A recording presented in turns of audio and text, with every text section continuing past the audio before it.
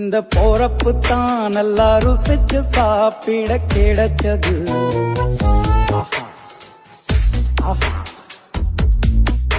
அத நினைச்சு தான் மனோ உலகம் முழுவதும் பருக்குது. அட சுட சுட அட சுட சுட அந்த மதுர மல்லிப்பூ இட்லியே மீன் குழம்புல கொஞ்சம் புரட்டி சாப்பிட எச்சிலு ஊறுது உள்ளுக்குள்ள. இந்த போறப்பு தான் நல்லா ருசிச்சு